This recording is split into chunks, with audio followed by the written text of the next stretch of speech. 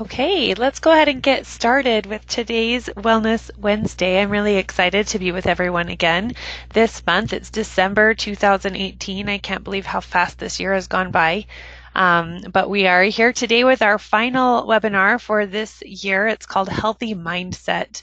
And Coach Jessica is with us today. We are going to be talking about our thinking and how our thoughts really do help or hurt our healthy efforts, and how we can manage our thoughts to help us have the most success. So Jessica, can you hear me okay? Yeah, can you hear me? Yes, perfect. We always have to do that first audio test. Check, check. Yeah, to make sure we're working. Before Jessica gets started, I just want to remind you about the points. You'll get your 5 points of health promotion, which will be on your account at myoriant.com later today. I know it's the last month of the quarter and everyone's busy getting their points, so you can watch for those. And then also make sure to interact with us on the questions panel. You can ask us any questions. If we can't answer them as part of the webinar, we can follow up with you through email afterward, or also we always invite you to call us here at Oriant and talk to one of our health coaches. Whether or not you usually use one or not, we'd love to have you call us if this is something you'd want to talk through in person more after the webinar. So with all that being said, Jess, I'm going to just turn it over to you and try not to interrupt too much, and let you take us through this. Wonderful. Thank you so much, Anne. And thank you everyone for taking time out of your busy day. We understand again it's a busy season right now. We hope everyone's enjoying getting ready for the holidays, and thanks again for taking some time here. We hope, as always, that this will be something you can apply to your life, that will improve your life, that we think of these as an investment to learn something.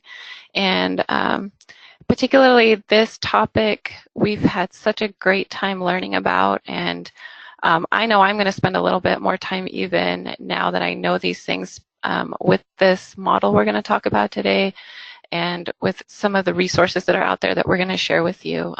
We really hope that you find this as interesting as we have. So let's go get started.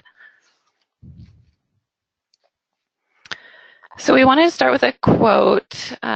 This one, of course, what the mind of a man can believe it can achieve. And if you're like me, you've probably heard some version of this quote, right? You've heard, if you can dream it, you can achieve it, and all these things, all these quotes and these sayings that in some ways, if I'm honest, I sort of always thought that they felt kind of hokey, they felt kind of cliche, as if you could just think about things and they would appear, and your life would be this, everything you want in your life would just suddenly magically appear. And of course, if it were that easy, we would have all done that by now. We would have just changed our thought and our life would magically change. And that's not to say that, that there's not some work involved, of course. And, we want to be able to think in a way that helps bring about the changes in our life. So sometimes we get into habits. We're going to be talking a little bit about habit changes, mostly behavior changes, but how the way that we perceive our circumstances, think about our circumstances, whether or not we can change those circumstances, we can have an effect on how we change our outcomes. And so this quote helps sort of, we're going to refer back to this in a little bit, but we hope to show you today how our thoughts and our outcomes are actually linked to our results. And we do, of course, agree with this quote from Eleanor Roosevelt. The new day brings new strength and new thoughts. Anytime you are wanting to make a change, you can make that change. It could be a new day. It could be from morning to afternoon. It can be any time you choose. We don't have to wait for New Year's Day, right? There's nothing magical about going from December 31st to January 31st, although I know a lot of us tend to think that it's a new start at the end of the holidays where things sort of calm down and we can again focus on ourselves. But we could start today with these if you want. You can apply this model that we're going to talk about. You can apply it to a variety of situations and at any particular time that you like. And what we're going to be basing this model on, that we'll talk about in the next slide, there is actually a basis for this. It comes from a method called cognitive behavior therapy, and it's used by psychologists and counselors in psychotherapy settings, which is a way of thinking that, again, focuses on solutions and changing what we do, what we have control over, which is our thoughts, in order to change our outcomes. So, I'd like you to think about maybe if you've ever had a situation in your life that was maybe dragging you down. And then someone came along, maybe it was just a friend, maybe it was a therapist, maybe you read something or just decided and somehow you got a new perspective on this situation, on this circumstance. And when you learned to think about it differently, whatever anxiety you felt about it, whatever it was, what challenges it was causing you, suddenly that problem was really no longer really a problem, or maybe just in how you looked at it changed how it was affecting you. And so we want to sort of impart to you that everything we do starts with a thought. Our actions start with thoughts. And let's talk about this model. So this is sort of a representation of the cognitive behavior therapy model. We're going to call it CBT for short. And this was actually developed by a life coach, a master life coach, a woman named Brooke Castillo. She has YouTube slides. She also has a podcast if you're interested in learning more about this. But we're going to kind of define these things, and we're going to give you some examples. So the circumstances of your life, these are neutral facts, and these are things that you literally have no control over. They are provable in a court of law. For example, you have evidence about these things, and all you need to know about circumstances is that it is a fact. And facts really have no effect on us until we apply thoughts to those circumstances. So we want the thought to be, try to get it down to about one sentence in your mind, this thought you have about your circumstance. And then our thoughts, as we're going to see, affect our feelings. So our feelings, again, if you can put it into one word about how you feel, our feelings then determine our actions. And so what we do is based on our emotions. A lot of times we act out of emotion. And then our actions, of course, determine our result. And what we hope to show you today is how our results through this series of chain reactions can be directly correlated back to our thoughts. So remember in the beginning, the quote about what you dream, you can believe. It's not so much that the thought directly impacts our results, but it does impact, again, through this series of chain reactions. Thoughts affect our feelings affect our actions, and then our actions are what affect our results. And so we're, again, going to go through some examples of this, and we can do that here on this next slide. Hey, Jessica, can I jump in really quick? Please do. I am excited about this model because of the idea that you can take any situation in your life and plug it in and kind of analyze your brain using this model. And that's why what Brooke developed is so powerful, because it takes all of the work that someone in counseling might go through and simplify it in a way that us everyday folk can plug our brain into it and kind of step back and look at our brain and see what it's telling us. And I think that's exactly why it's super fun. That's exactly right. And you just reminded me that she refers to it as the self-coaching model. This is not necessarily something that you have to do with someone else. You can apply this, as you'll see with these examples. You can apply it to problems big and small in your life. And Brooke has 200 podcasts where she says you can apply this to any problem. You can solve any problem in your life. And that to us sounds like a big claim. And as I said, we are just learning about this a little bit more as well. But we have just been so excited to see how this can kind of bring our thoughts under our own control. So let's do this example. So here's an example of a circumstance. Okay, So remember, a circumstance, as we said, is something that is provable in a court of law. It is a number, it is a neutral fact, it is something that can be measured. We have no thoughts or judgments about this circumstance. Okay, but the circumstance in this example is that maybe you weigh a certain amount. I weigh 178 pounds. Now, what is the thought? The thought is how the circumstance affects us. So maybe we'll say, if we have a negative thought about how much we weigh, I will always have a weight issue. Okay, so maybe this is your thought about it. And then how do you feel when you have this thought from your I will always have a weight issue? You feel defeated, perhaps. And I always like to think, too, sometimes these feelings and these thoughts, they take our locus of control away from us. They say that this issue is out of my control. I have no control over how this happens to me.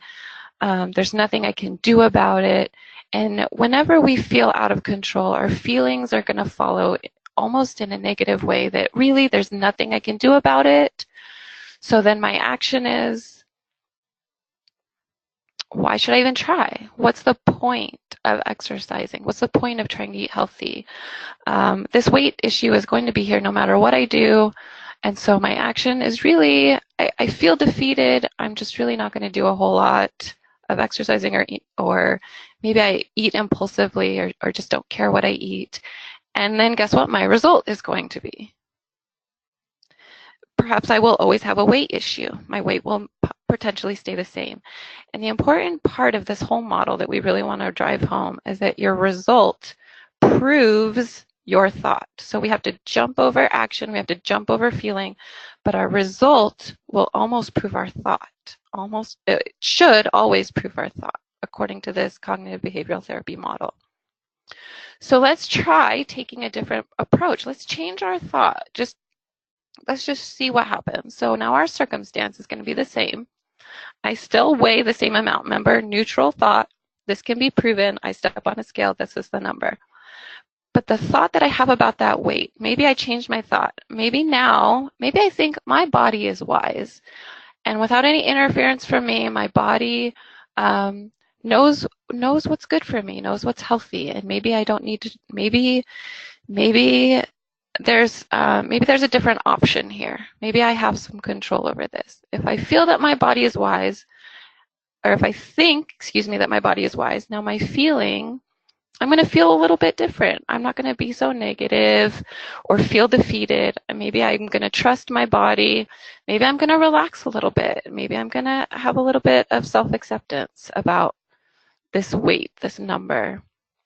And then as a result, my action now, maybe I'm going to just exercise because my body tells me to. Maybe I feel more intuitive about my eating because I can listen to my body, and I'll eat when I'm hungry and stop when I'm full, and maybe I'll feel better eating the right kind of foods and eating or exercising, maybe just what feels comfortable to my body. And then my result then is going to be different. So this was actually an example from Brooke herself, Brooke Castillo. She actually did lose about 35 pounds by using this model herself.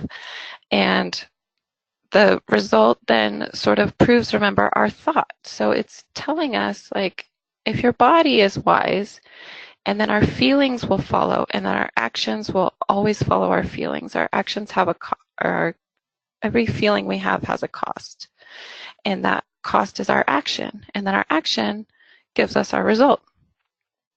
So you can see where these thoughts affect our results. And we have another one. We have a couple more examples here, if you're not fully on board.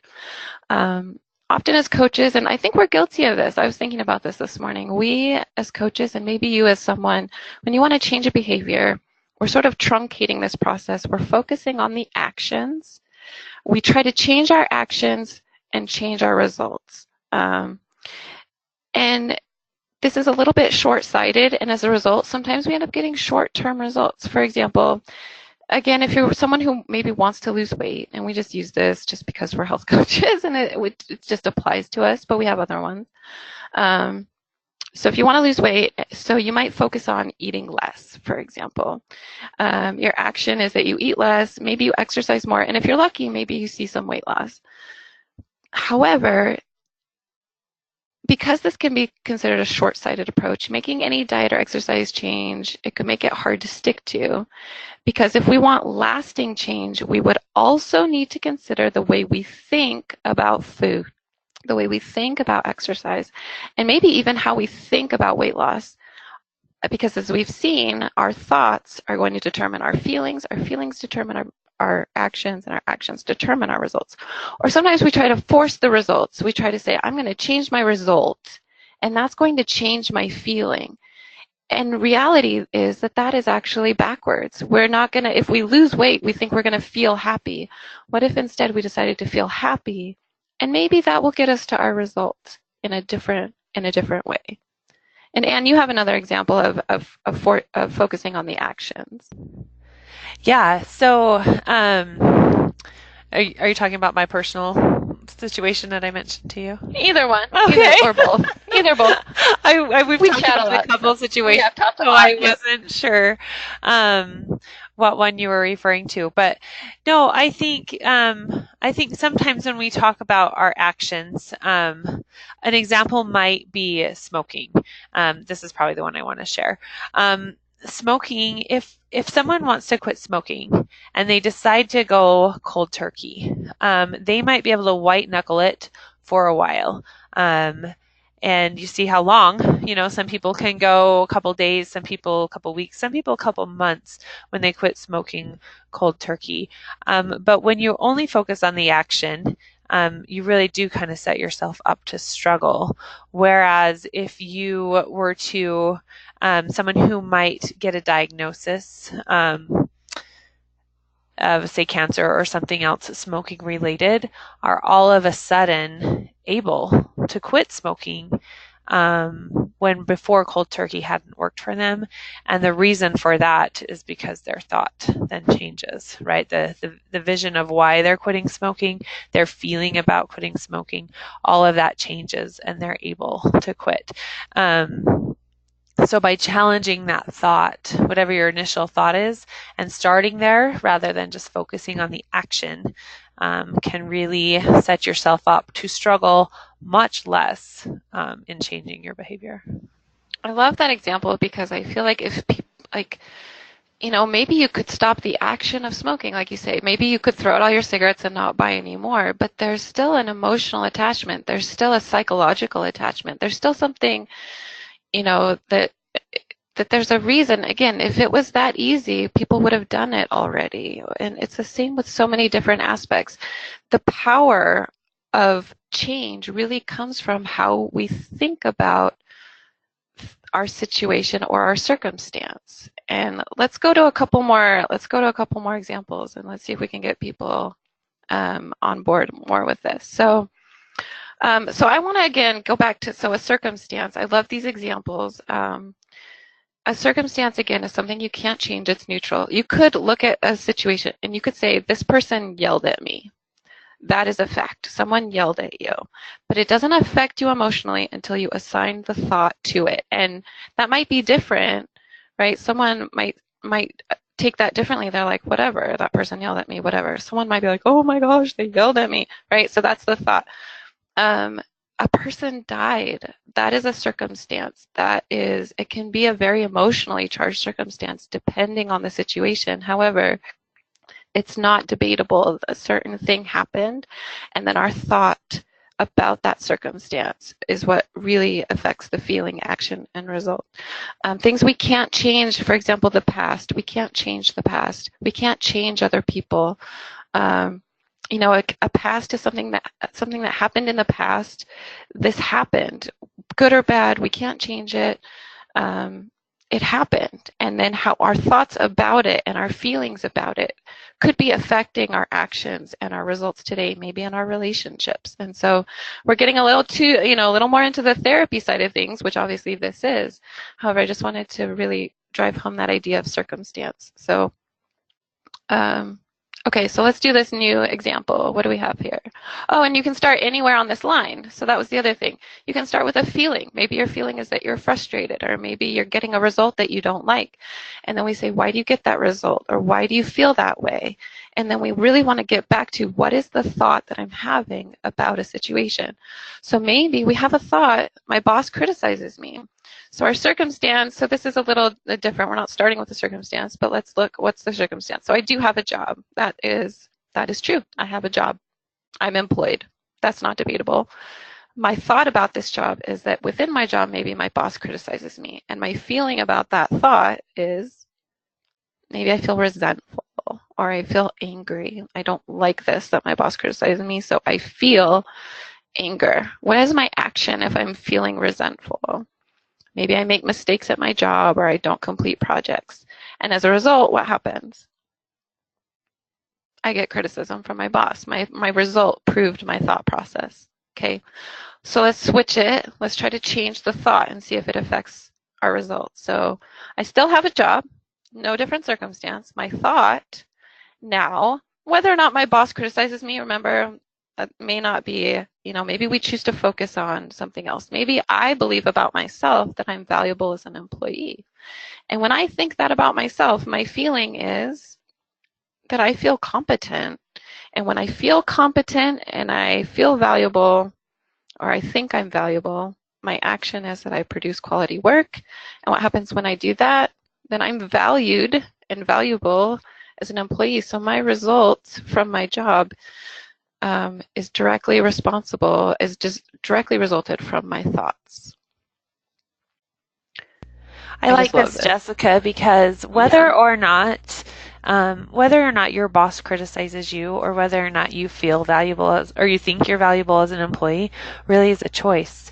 It's not a choice that your boss criticizes you, but the thought that you're noticing and paying attention to that criticism and thinking about that is a choice. And as we debated this and thinking about different ways to make it more positive, we were thinking maybe we think, if my boss is criticizing me, maybe we give the boss benefit of the doubt and say they are doing their job. Their job's to boost my performance. And so instead of them being critical, they're being... The boss wants what's best for me. They're challenging me. Yeah, so it's a way in how we think about it. Yeah, exactly. There's a lot of different ways to reframe your thought. There's a lot of power in that, exactly, and how we think of it. So, cool. So we want, let's go again. So we have, we want you all actually to write these down. If you don't want to write, so the shorthand for this, if you don't want to write out all the words, is CTFAR. And you can just grab a piece of scratch paper.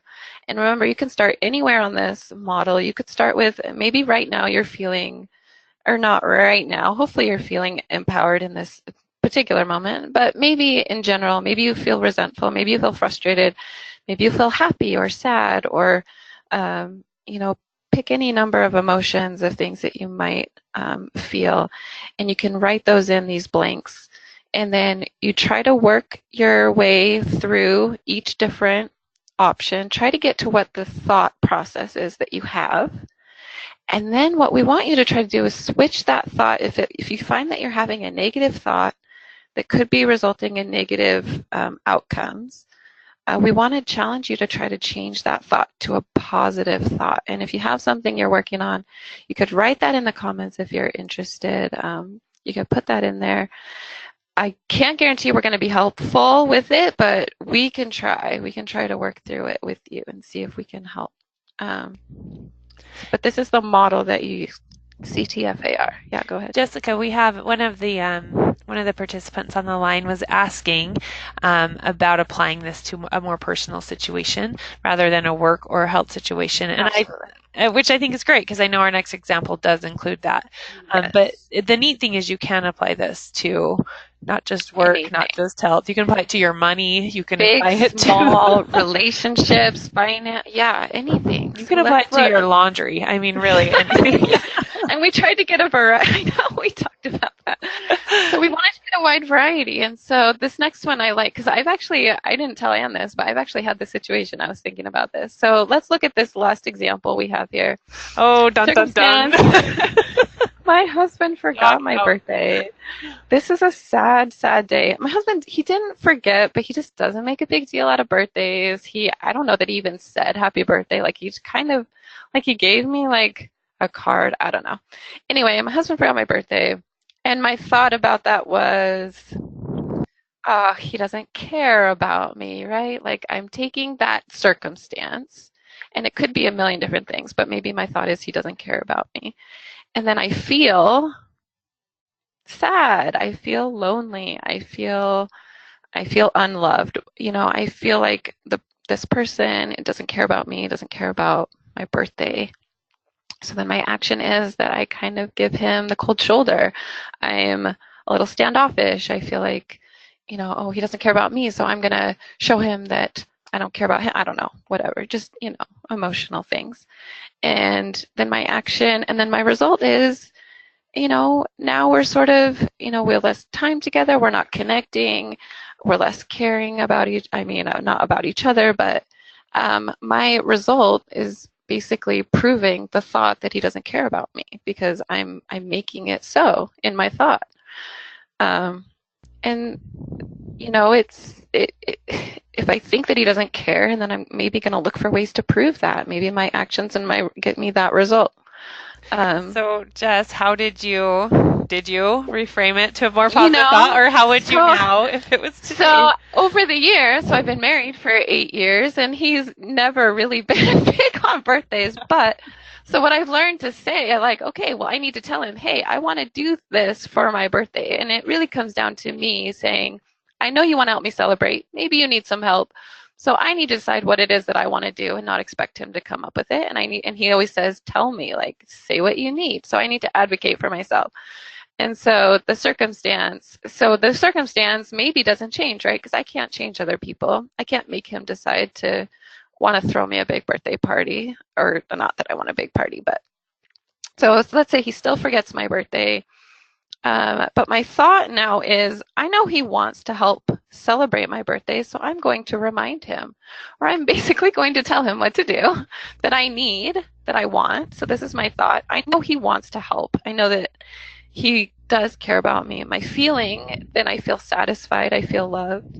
My action is that I connect with my husband. Right? I'm not trying to shame him or give him the cold shoulder. And guess what? My result is that I enjoy a good birthday and with my husband. I enjoy my birthday. We connect better, and I get what I want. My result proves my thought.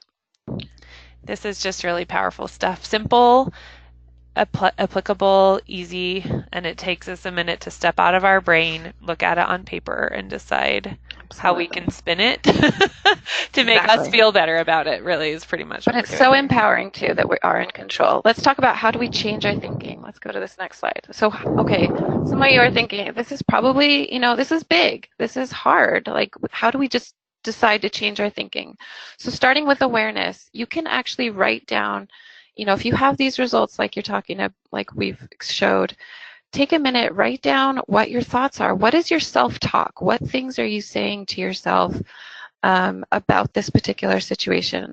And then ask yourself why you feel a certain way. And the reason why will tell you your thoughts. So maybe start with the feeling and then maybe work yourself backward. Try to find out what the thought is. And then you can decide a new thought. Maybe it's not going to be a huge jump. Maybe it's just going to put a little more positive spin on something. But your new thought needs to be something that you believe in your heart of hearts and in your soul, and it has to help you feel better than the current thought. And that's how you know that it's a better thought and it's a good thought. And ideally, with practice, this is going to help you see change.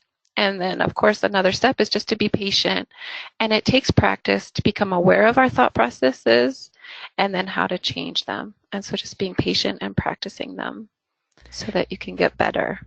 Jessica, I think it's important to remember that when you're deciding about the new thought, that it is something that you believe in, that it's not too much of a stretch.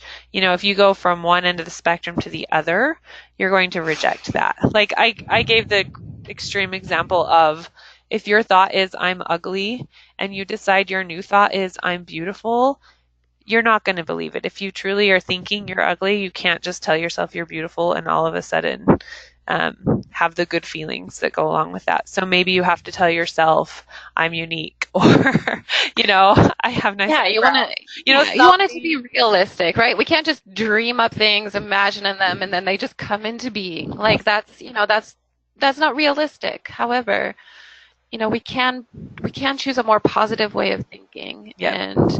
And when we do that, I think you will be surprised if you're able to do this and apply this. If you think of times in your life where you've done that, I bet you can come up with examples where when you thought about things differently or thought about them more positive, lo and behold, the outcome became more positive. And so we just want to encourage you to do that. Give yourself credit too. Even if the tiniest little accomplishment that you have, make a list of things that you can give yourself credit for, because that helps you change into a positive mindset.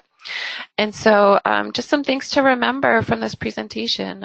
You are in control, because we can't control our circumstances, but we can control our thoughts. And hopefully through our thoughts, our feelings and our actions will drive us into bringing positive results in areas of our life where maybe we struggle, and we want to see positive change. And we're here to help and support you. Feel free to call us as coaches. Again, the woman's name is Brooke Castillo. She has a podcast, and check it out so that you can continue to learn more about this. Thank you, Jessica, for sharing all of this great information. I think it's really a really good tool that if we really do take a minute and apply to our life, maybe everyone who participated in this today can walk away with a thought that they can repeat, maybe a small mantra. Oh, yeah. Write it down. I meant to say that, right? If you have a positive thought that replaces a negative one, write it down, or use it as your mantra. Post it somewhere, like on your refrigerator, or your mirror, or your work desk, or whatever, that reminds you of your positive thought. Yeah, like just have that kind of go through your mind, because you can't decide to think it one time and it will stick. You have to kind of repeat it over and over to get used to it. I am having people ask me about Brooke's name. So it's Brooke Castillo, and it's B-R-R-O, I'm sorry, B-R-O-O-K-E is her first name, Brooke. Last name Castillo, C-A-S-T-I-L-L-O. And if you Google her, she's got some great podcasts, some great videos, all sorts of free content, and YouTube videos that explain part 1, part 2, part 3 of this model. Yeah, we're a big fan. So thanks for joining us. I do want to give a quick plug for our 2019 Wellness Wednesdays. We're changing things up just a bit, and we're excited about it. So we had several months ago a podcast by Dr. Hendrickson, not a podcast, I'm sorry, a webinar by Dr. Hendrickson on gut health, and we overwhelmingly had people asking for more. And so Dr. Hendrickson is going to do a series for us. January, February, and March, all of our Wellness Wednesdays will be presented by Dr. Hendrickson, who is presenting on gut health in a lot more detail. We're super excited about that. And then following Dr. Hendrickson, we have a few other national experts, nationally recognized experts in their field. We were going to have a mindfulness series. We're going to have a series on anxiety, a series on occupational wellness. And so we've got some really fun things coming up for 2019, and just wanted to give you that plug. But for sure, January 20th at noon, make sure to join us with Dr. Hendrickson for some more great info on gut health. And thanks again, you guys, for joining us, and have a Merry Christmas and Happy Holidays, and we'll see you guys again next year. Have a great day.